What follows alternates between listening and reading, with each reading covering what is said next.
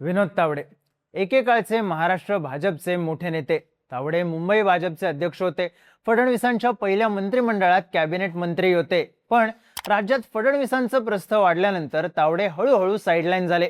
2019च्या विधानसभा निवडणुकीत त्यांचं तिकीट कापण्यात आलं. पुढची 1-2 वर्ष विनोद तावडे राजकारणात फारसे सक्रिय नव्हते. तावडेंचं राजकारण संपलं, किंबहुना ते जाणून बुजून संपवण्यात आलं असं बोललं जात होतं. Cut to 2026. 17 ऑगस्टला बातमी आली. भाजपचे राष्ट्रीय अध्यक्ष नितीन नबीन यांनी आपल्या राष्ट्रीय कार्यकारिणीची घोषणा केली. पक्षानं तावडेंना संघटनेत राष्ट्रीय सरचिटणीस म्हणून दिलेली जबाबदारी कायम ठेवली. त्यानंतर आणखी एक बातमी आली. पुढच्या वर्षी उत्तर प्रदेश, पंजाब आणि गुजरात या 3 राज्यांमध्ये विधानसभा निवडणुका आहेत. भाजपने या 3 राज्यांसाठी नवे प्रभारी आणि सहप्रभारींची नियुक्ती केली. या 3 राज्यांमध्ये सर्वात महत्त्वाचं राज्य आहे उत्तर प्रदेश. उत्तर प्रदेशच्या निवडणुकीला लोकसभा निवडणुकीची सेमीफायनल असं म्हणलं जातं. त्यामुळे भाजपला ही निवडणूक काहीही करून जिंकायची. आता पक्षानं विनोद तावडेंना याच उत्तर प्रदेशची जबाबदारी दिली. भाजपनं तावडेंना उत्तर प्रदेशच्या निवडणुकीसाठी प्रभारी म्हणून नियुक्त केलंय. यावरून साहजिकच एक प्रश्न उभा राहतो, विनोद तावडेच का?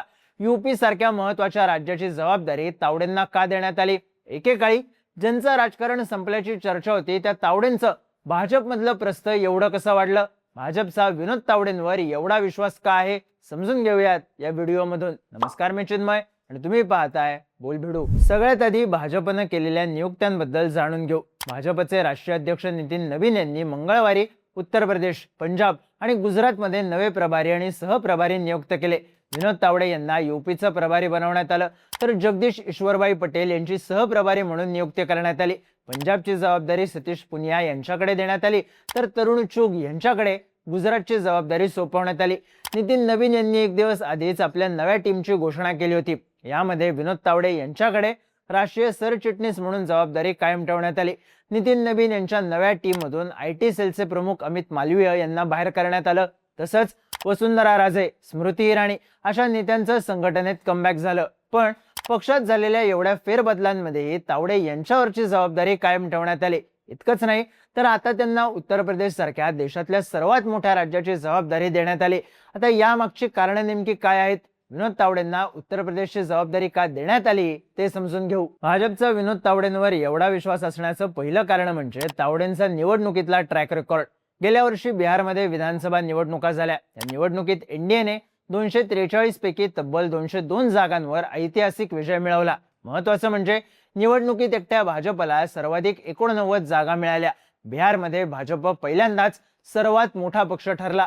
पक्षाच्या एवढ्या मोठ्या यशामागे विनोद तावडे यांचा रोल मोठा आहे, कारण तावडे यांच्याकडे बिहारमध्ये भाजपच्या संघटनेची जबाबदारी होती. नितीश कुमार यांनी 2022 मध्ये भाजपची साथ सोडून RJD सोबत सरकार स्थापन केलं. अशा परिस्थितीत बिहारमध्ये भाजपच्या संघटनात्मक बांधणीची आणि पक्षाला मजबूत करण्याची जबाबदारी तावडेंवर सोपवण्यात आली होती. तावडेंनी ही जबाबदारी अगदी चोखपणे सांभाळली. यांनी बिहारमधल्या स्थानिक नेत्यांशी समन्वय साधून पक्षाची रणनीती आखली. बिहार भाजपमध्ये जे अंतर्गत वाद होते ते वाद दूर करण्याचं काम केलं.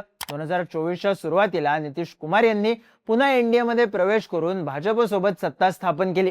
या राजकीय घडामोडींमध्ये विनोद तावडेंनी महत्वाची भूमिका बजावली होती. पुढे 2024च्या लोकसभा निवडणुकीत बिहारमध्ये भाजप आणि मित्रपक्षांच्या जागा वाटपाची चर्चा, निवडणूक मॅनेजमेंट आणि पक्षाच्या विजयाची रणनीती आखण्यात तावडेंची भूमिका महत्वाची होती. यानंतर विनोद तावडे यांच्याच नेतृत्वाखाली भाजपनं 2025च्या विधानसभा निवडणुकीत मोठा विजय मिळवला. या निवडणुकीत JDU, LJP यांच्यासारख्या मित्रपक्षांशी जागा वाटपाची सगळी चर्चा तावडेंनीच केली होती. बिहारमधल्या विजयानंतर तावडेंचं भाजपमधलं प्रस्थ चांगलंच वाढलं होतं. फक्त बिहारच नाही, तर विनोद तावडेंनी हरियाणा आणि केरळ सारख्या राज्यांमध्येही प्रभारी म्हणून फार चांगली कामगिरी केली. तावडेंची नोव्हेंबर 2020 मध्ये हरियाणा राज्याचे प्रभारी म्हणून नियुक्ती करण्यात आली. ज्या काळात तावडेंकडे हरियाणाची जबाबदारी आली तेव्हा मोदी सरकारच्या कृषी कायद्यांविरोधात पंजाब, हरियाणात मोठं शेतकरी आंदोलन सुरू होतं. अशा संवेदनशील काळात हरियाणातल्या सत्ताधारी भाजप JJP युतीचं सरकार टिकवून ठेवणं आणि पक्षाच्या कार्यकर्त्यांचं मनोबल उंचावणं ही मुख्य जबाबदारी तावडेंकडे होती. त्यांनी हे काम अत्यंत प्रभावीपणे केलं. तावडेंनी हरियाणात 2 वर्ष काम करून जमिनीवर भाजपची पकड मजबूत केली. याचा फायदा भाजपला 2024ची हरियाणा विधानसभा निवडणूक जिंकण्यामध्ये झाला. केरळमध्ये भाजपची ताकद मर्यादित आहे, तिथे डावे पक्ष आणि काँग्रेस आघाडीचं वर्चस्व आहे. अशा परिस्थितीतही तावडे यांनी केरळमध्ये पक्षाचा विस्तार केला आणि मतांची टक्केवारी वाढवली. 2021च्या केरळ विधानसभा निवडणुकीत भाजपला एकही जागा मिळाली नव्हती, पण यावर्षी झालेल्या निवडणुकीत भाजपने 3 जागा जिंकल्या. विनोद तावडेंचा हाच ट्रॅक रेकॉर्ड पाहून आता त्यांच्याकडे उत्तर प्रदेश सारख्या राज्याची जबाबदारी देण्यात आली आहे. भाजपचा विनोद तावडेंवर एवढा विश्वास आहे, यामागचं दुसरं कारण म्हणजे तावडेंची निष्ठा आणि संघटन कौशल्य. विनोद तावडे यांनी 2019च्या महाराष्ट्र विधानसभा निवडणुकीत तिकीट नाकारल्यानंतरही पक्षाविरुद्ध कोणताही बंड न करता आपलं काम सुरू ठेवलं. त्यांच्या याच संयमाची दखल घेऊन केंद्रीय नेतृत्वानं त्यांना राष्ट्रीय राजकारणात आणलं. तावडे हे संघ आणि एबीव्हीपीच्या राजकारणातून पुढे आलेत. तळागाळातल्या कार्यकर्त्यांशी थेट संपर्क कसा ठेवायचा हे त्यांना चांगल्या प्रकारे माहीत आहे. तावडे हे पक्षाची ताकद वाढवण्यासाठी फक्त कागदावर रणनीती बनवण्याऐवजी पन्ना प्रमुख आणि बूथ स्तरावरच्या कार्यकर्त्यांना सक्रिय करण्यावर भर देतात. गाव चलो अभियान सारख्या मोहिमांमधून त्यांनी प्रत्येक बूथ आणि मतदारांपर्यंत पोहोचण्याचं नेटवर्क यशस्वीपणे राबवले. तावडेंचा स्थानिक आमदार, खासदार ते बूथ कार्यकर्त्यांपासून मित्र पक्षांच्या वरिष्ठ नेत्यांपर्यंत संवाद असतो असं म्हणलं जातं. महत्वाचं म्हणजे कोणत्या मतदारसंघात पक्षाची पकड कमकुवत आहे, तिथली जाती आणि राजकीय समीकरणं कशी आहेत याचा अभ्यास तावडेंना चांगल्या प्रकारे जमतो. बिहारमध्ये त्यांनी हे दाखवून दिलंय. निवडणुकीच्या आधी भाजपनं 25 वर्षांच्या गायिका मैथिली ठाकूर यांना पक्षात प्रवेश दिला, त्यांना विधानसभेचं तिकीटही दिलं. या सर्व निर्णयांमध्ये तावडेंचा रोल महत्वाचा होता. सुरुवातीला त्यांच्या या निर्णयावर टीका झाली, पण मैथिली ठाकूर यांनी निवडणूक जिंकून तावडेंची निवड योग्य असल्याचं दाखवून दिलं. आता देशात जिन्सी आंदोलनांचं वारं आहे. उत्तर प्रदेशातही तरुण मतदार सर्वात महत्वाचे असणार आहेत. बिहारमध्ये तावडेंनी जी स्ट्रॅटेजी राबवली होती तशा प्रकारची स्ट्रॅटेजी उत्तर प्रदेशातही राबवण्याची अपेक्षा त्यांच्याकडून असणार आहे. यामुळेच भाजपने उत्तर प्रदेशची जबाबदारी विनोद तावडे यांच्याकडे सोपवली आहे. भाजपचा विनोद तावडेंवर एवढा विश्वास असण्याचं तिसरं कारण म्हणजे त्यांची केंद्रीय नेतृत्वाशी असलेली जवळीक. विनोद तावडे हे गृहमंत्री अमित शहा यांच्या जवळचे मानले जातात. तावडेंचं जेव्हा विधानसभेचं तिकीट कापण्यात आलं त्यानंतर त्यांना राष्ट्रीय राजकारणात आणण्यात अमित शहांचा रोल मोठा होता.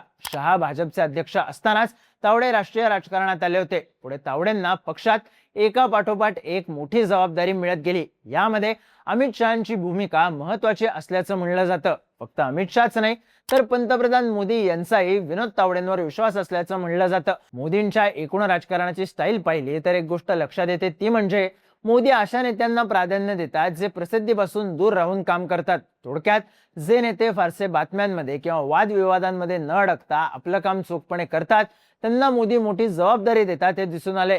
नितीन नबीन यांची राष्ट्रीय अध्यक्ष म्हणून झालेली निवड हे याचंच उदाहरण आहे. नितीन नबीन हे बिहारमध्ये 20 वर्षांपासून सक्रिय होते. पक्षाची पडद्यामागे रणनीती सांभाळण्याचं काम त्यांनी केलं. त्याचं फळ म्हणून नबीन यांची थेट राष्ट्रीय अध्यक्षपदी निवड झाली. विनोद तावडे सुद्धा अशाच प्रकारचे नेते आहेत. ते पडद्यामागून काम करतात, प्रसिद्धीपासून दूर राहतात. एक प्रकारे ते लो प्रोफाईल पण अत्यंत कार्यक्षम नेते आहेत. त्यामुळे मोदी शहांचा तावडेंवर एवढा विश्वास आहे, ज्याचं फळ आता तावडेंना राजकारणात मिळतंय. एकंदरीतच विनोद तावडेंची उत्तर प्रदेशच्या निवडणुकीसाठी प्रभारी म्हणून नियुक्ती होणं ही घटना मोठी आहे. तावडे यांचं राष्ट्रीय राजकारणातलं प्रस्थ किती वाढलंय याचं हे उदाहरण. आता तावडे उत्तर प्रदेशात कशा प्रकारे कामगिरी करतात, त्यांच्या नेतृत्वाखाली भाजप बिहारप्रमाणेच उत्तर प्रदेशातही एक हाती निवडणूक जिंकतो का हे पाहणं महत्वाचं असेल. तुम्हाला काय वाटतं? भाजपने तावडेंवर उत्तर प्रदेशची जबाबदारी का सोपवली? तुमची मतं आणि प्रतिक्रिया कमेंट करून नक्की सांगा आणि राजकीय घडामोडी विस्ताराने जाणून घेण्यासाठी बोलबिडूच्या YouTube चॅनलला सबस्क्राईब करायला विसरू नका.